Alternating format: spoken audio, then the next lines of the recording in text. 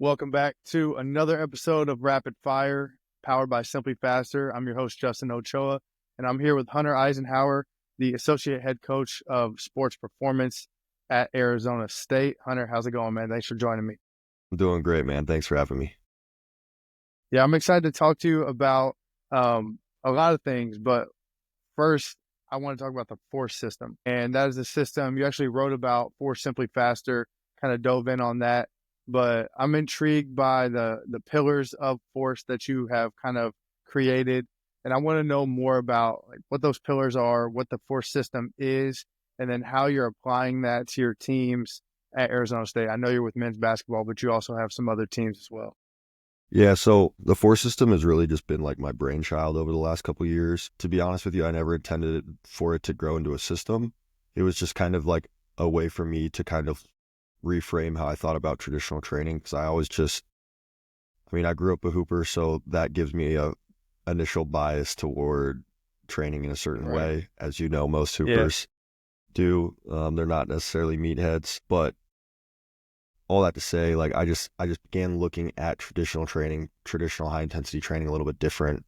Got access to force plates, started doing some movements on force plates like drop catches and overcoming ISOs and depth drops. And I was like, man, I'm producing a lot more ground reaction force with something like overcoming isometric or depth drop than I am with any of these traditional movements. But we just continue to try to add 5, 10 more pounds to a trap bar deadlift over an off season. It's like, what more adaptation are you really getting from that? And how can we progress these movements? So that thought really came and turned into like the high force portion of training. There's deceleration. There's a deceleration focus from like a speed perspective, and then there's going to be now we're not throwing out the baby with the bathwater. Like we're still doing traditional movements, but then we're progressing from those traditional movements more quickly to focus on things like drop catches, depth drops, and overcoming isometrics. So that was really like the first portion, and then I just started thinking like, man, there's other parts of how I train athletes that I think can like fit into this system. And speed development has been huge for me. So that's how Fast Force came about.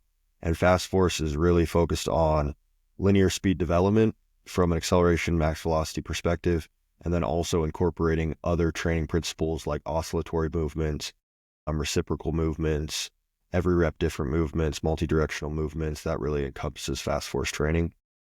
One thing with Fast Force is you might spend 45 minutes out sprinting and jumping, and you might spend 15 minutes lifting. Whereas some of the other days that might be skewed a little bit differently, but Fast Force is really like speed dominant. Then I was thinking, man, like there's two things, fast and high force. We're dropping off of boxes, we're training deceleration, we're sprinting, we're jumping, we're doing whatever in the weight room for those Fast Force days from like an explosive perspective. And I was thinking like, layer that on top of the sport I work with, which is basketball, and they're always playing, there needs to be like that other end of the spectrum to offset all the training in the sport they're doing. So that's where slow force came about. And really that's like a restorative tissue focused training framework to where we're doing like yielding isometrics and something I call local tissue prep or LTP, where we're focusing on specific tissues that are commonly injured within the sport that you choose to or that you work in. For me, it's going to be like quadripatellar tendon, Achilles tendon, hamstring, groin adductor, potentially some like overhead shoulder stuff. So slow force is restorative and yielding isometrics, local tissue prep, and then there's going to be an element of like armor development or hypertrophy. And then the last one that I think encompasses the whole thing is human force. And that's just going to be sprinkled throughout the year in different doses. And that's going to be crawling and crouching and climbing and carrying things and picking up heavy things and pushing heavy things, not like horizontal vertical push, like just pushing partners or pushing a heavy sled.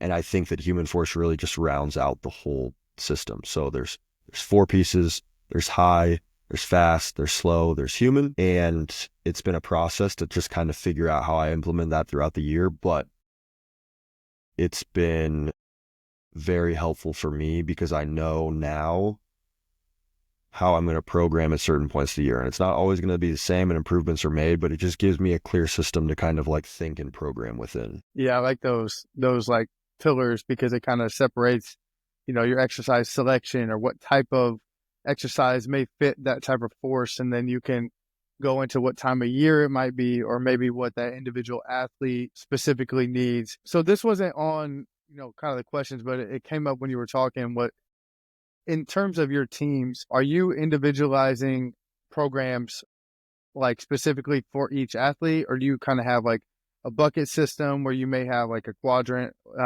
This athlete's slow and strong, and this athlete's really twitchy but weak. How are you figuring out how to like manipulate which type of force or which pillar an athlete may fall into? Yeah, so it depends on the time of year. So there's periods of the year where things are very individualized, and there's periods of the year where my team is training all on the same plan. Mhm. And before, when I first came up with this, I was like, individualization needs to be present year round. But I think that there's certain points of the year that that's not necessarily needed. So for example, like immediately after the season ends, my guys are going to be doing very similar things. Like we don't need to be too individualized. The individualization might take place from a slow force perspective if there's certain tissues that one individual has been dealing with all season. Maybe we're going to put more focus there. But then as we get through the postseason, we get to like that mid-off-season period. Now we're going to get into what I call my superpower program, which I individualize based on you're either a more elastically driven individual or more muscularly driven individual. And then the programs kind of change within there. Now, to wrap it into the force system, for example, when we're talking about let's say we're at a kryptonite portion of the year, at that first part of the off season, and we're in an elastic deficient program, it's going to be more of your muscular driven athletes that need to add more. So they're going to train 2 fast force days. They're going to sprint. They're going to throw implements. I'm going to take away some of that traditional bilateral loading that they love with high intensities and really just hit them with 2 fast force days. They're still going to have a high force day, but again, I'm going to try to transition that day a little bit from just traditional loading.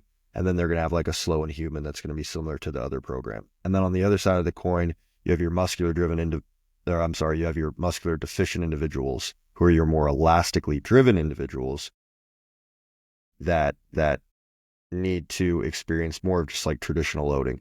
So they're going to have 2 high force days, a fast force day, and a slow and human force day. So they're going to get more of the just traditional loading. That's their kryptonite. They need to experience it. And then as we get further through the off season, now it's going to flip. We'll go to a superpower program where I'm really leaning into their superpowers. Once we get to like the preseason period where we first start practice and practice volume is extremely high, I just put everybody on a pretty basic force system program, and it's micro-dosed throughout 5 or 6 days in the week. Then we get to the in-season period, and I begin to transition back to individualized programs based on how much they're playing. So that's the individualization that takes place during the in-season period. So there's bits and pieces where I'm individualizing. There's typically 2 or 3 buckets at certain points of the year. And then within each program, if there's something that I think a guy specifically needs, I'll give him that. That's going to be different than everybody else. There's layers of individualization, but mostly it's 2 to 3 groups that I think about during a certain point. I like that. I like the superpower kryptonite theme too, because that's a really simple way to explain it to an athlete to get better buy-in. That takes a pretty complex scenario and makes it like very easy to digest and easy for them to understand. Like, okay, I get why I'm doing this now. Now you Yeah, mentioned, if you try to say like elastically driven, muscular driven, it's like, and then you start right, talking about metrics it's like, whatever, dude. But if you say like, hey, I think these are your superpowers, and I think like some of that traditional loading, like we got to do some of that because that's your kryptonite, and we got to like dose you with it a little bit. They're like, oh yeah, so like I agree with you, and that's a good point. and you mentioned force plates, getting access to those kind of sparked this entire thing because you noticed, just certain things that you wouldn't have been able to see in a traditional weight room setting. In terms of force plates, like what's the most surprising thing that you probably learned throughout your experience with them? And then how has that shaped your program? And I guess, what did it change your mind on versus what you didn't have force plates? I think the biggest surprise for me actually happened pretty early on. Is when I worked for the Kings, and my boss at the time, Jesse Green, who has really taught me a lot of what I know about force plates. He now works for the Pittsburgh Penguins, but one thing that he kept talking about was the force time curve that athletes achieved whenever they did something like a CMJ. And whenever I first got access, I was like, hey, what metrics do we look at? Like, how can we differentiate athletes based on these? And I was just so focused on the metrics. And I remember he had a presentation he put together, and it was like all force time curves. And determining so much information just by looking at the force time curve. It's like, well, look, he doesn't unweight very well. We can assume certain qualities from him not being able to unweight. Look at his braking phase. Like, it is not a steep line. Braking qualities probably need some work. Now look at the propulsive phase. Like, it's all over the place. Then we started talking about unimodal curves and bimodal curves. And I was like, holy cow. Like, I just thought the force time curve was the cool looking graph that you got to like just look at real quick. And then you dove down the metrics. So I think that the biggest thing for me is that I think that metrics are important, and metrics, I look at metrics often, but I think that like really looking at force time curves and seeing the initial evaluation of an athlete and then seeing how that curve changes based off of strategy changes because of adaptation and then also fatigue can be very insightful for a whole host of reasons. So I think that, I don't know if that answered your initial question, but I think that just the looking at just like the subjective evaluation of the force time curve can be as powerful, if not more powerful, than just like looking at metrics themselves. That makes sense. So more looking at like how is an athlete getting to this outcome or this output rather than what is the output, like trying to get the full story so you can go in and implement the things that you need to implement. Yeah. And it's also just interesting to see like curves change. Now everybody has like a pretty distinct curve for the most part, but there's subtle variation. And it's like, why is that subtle variation happening? You know, if you have a bimodal curve and you're beginning to see more of a unimodal curve, it's like, okay, that's like potentially a favorable adaptation. But if their jump height is going down by 8 centimeters and they're not really getting off the ground faster, it's like, okay, well, let's think about this a little bit. And then in the same token, if you have a unimodal curve and you just dose them with traditional training, maybe they're jumping way higher. Like maybe they've added, I don't know, 10 centimeters to their CMJ, but then you look at their curve and it's like you went from a unimodal curve where they're getting off the ground fast and really stacking joints well, and you've turned them into more of a bimodal jumper and they're jumping higher, but like they're less efficient, not stacking joints as well. They're spending longer time on the ground. They're using a much deeper counter movement. So it's like, yeah, if we're just looking at jump height, cool, you did your job, but like, is that going to be more favorable for their sport? And you can decipher a lot of that. Like if you see a unimodal curve go to a bimodal curve, it's like, oh, what's going on here? That makes a lot of sense. Yeah, it's the full story is very important, especially when you're talking about how does it apply to the sport. When it comes to other tech that you're using, other than force plates, is there any other tech that you're consistent with, and what kind of metrics or context are you trying to get from that tech? Yeah, the I would say the two pieces of tech that I use daily to weekly are going to be Brower timing lasers, like we are, or speed gates, whatever you want to call them. We are timing some type of sprint during the off season. We probably use them 3 days a week, 3 of our 4 training days, whether it's from a change of direction deceleration standpoint or a acceleration standpoint or max velocity standpoint. Like I'm constantly setting lasers. I'm constantly thinking like, man, I wish we could like fix these somewhere so I didn't have to set them up every day because it's so tedious. I feel that. And we use them so much. And then throughout the in season, like we are using them 1 day a week from a speed development. We'll do our speed development session, game day -1 on the court pre-practice, take about 30 minutes to do that. So I'm using lasers all the time. They take a beating. The second piece I would say is Kinexon. And it's something that I had back when I was at UC Davis and I was first introduced to it. And for that year, I was kind of just like overwhelmed, began to use it and report back to the coaches. We had it with the Kings. I learned a lot from the individuals I worked for there. And then when I got to Arizona State, one of my initial meetings with Coach, he brought up Catapult and how they've used it in the past. And I was like, Coach, you know, you can get Kinexon, right? Like pretty much the same thing. It's what all the NBA teams use. I used it in the past. It's like, yeah, let's do it. And that's been really cool because I came in here with an understanding of how to use the system.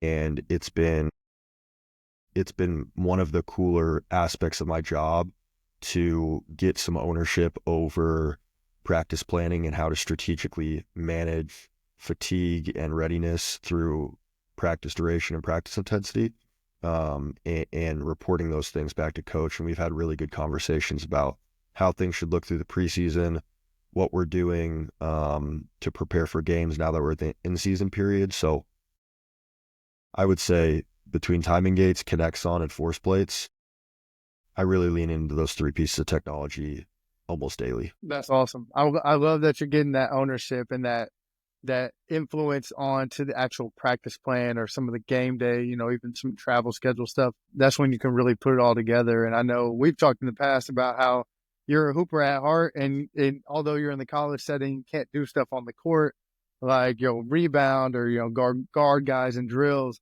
This is a way where you can still kind of influence their game throughout the year, and not just in the weight room.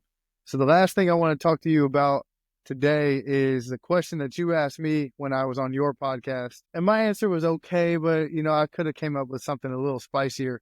But what's your hot take on the industry? What is something that you feel that a lot of people would disagree with, but you are passionate about, and that you feel is right, and in your heart that you're on the right path with it? What's your hot take?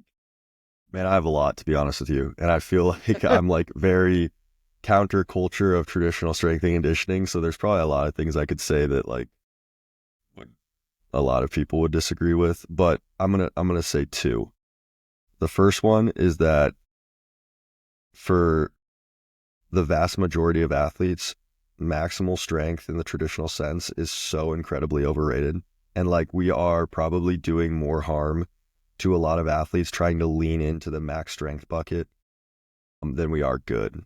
And it's just, you hear stories all the time of either athletes getting hurt or athletes getting to college and being so much slower and they ran their fastest when they were in high school.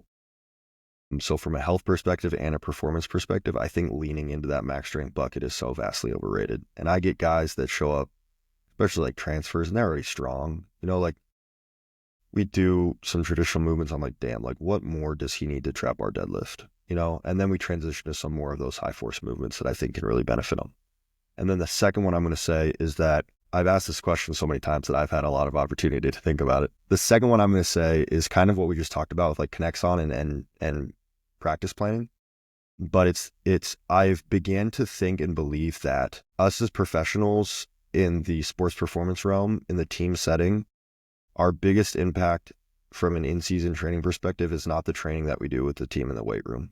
I think that like you can do fairly general sound things and athletes will be healthy, and hopefully you can kind of keep moving the needle in the right direction in terms of performance. But the biggest impact that we can have is beginning to get some ownership over managing fatigue from a practice perspective, because I think that there's some things that go into this. One, you have to have a head coach that allows you to do so. And I understand people are in situations where it's like, no, this is how we do it. This is how I've always done it. And this is how we're going to do it. I don't care what your tech says. And if you're in those situations, like you kind of just have to manage things outside of practice from a recovery perspective or educational perspective, whatever it may be for the athletes. But if you have a coach that is willing to listen, you have to dive into helping athletes have readiness, especially if you work for a coach that doesn't really know. And it's not to their fault for not. And I'm lucky enough to work for a coach that's just like very instinctive, and he was a high level hooper and knows when to push and when to pull. So I've just provided a little bit of support to him in terms of like, hey, this is some objective data. But I think if you walk into a situation where a coach is just like off the rails, and I've heard stories of people going 6 days a week, 3 hours a day for like 6 weeks straight before their first game. And it's like, if you think that your impact in that is going to be the 15 minutes training you do daily before practice, and then you don't care about the 3 hours and you don't try to make a difference in the 3 hour practice that's going on, like you've missed the mark completely. So I think that, like, to summarize that up, that from the in-season perspective, which is when we make our money, like it is so much more impactful to impact practice duration, practice intensity with some objective feedback to your coaching staff, and hopefully eventually make change than it is the training. The training is tertiary to me from an in-season perspective now. Yeah, those are good ones. Before I let you go, where can people find you? Drop a note on the podcast, your Instagram, the Force System. Shameless plug, man. This is your show now. Yeah, I mean, so you can find me mostly on Instagram, Hunter EIS_SP. I think it's the same on Twitter. I don't post as much on Twitter, but Instagram I'm pretty active. I have a program on Train Heroic that you can find in my profile with some Force System that you can experience yourself. And about the time that this is coming out, it might line up pretty well, actually. I'm going to have my first Force System mentorship that I'm almost wrapped up with. That is just going to be a deep dive of 20 plus hours of content of the force system, how I think about programming it. It's going to go through each portion of it. It's going to go through the superpower portion. It's going to have program examples. It's going to have an annual plan example. And maybe the coolest part is the guests that I have these expert conversations with. So I have people like Adam Petway and Matt Aldred and Jonas Dedu and Joel Smith and high level individuals that I've learned so much from that I really wanted to include in the course and talk to. So that's probably going to be dropping about when this comes out. So stay tuned for that. And I'll definitely advertise that through social media and stuff. So very excited about that. Awesome, man. Well, I appreciate your time and joining me. Good luck the rest of the season. And I'm looking forward to dropping this. Yeah, man. Me too. Thank you for having me. I appreciate it.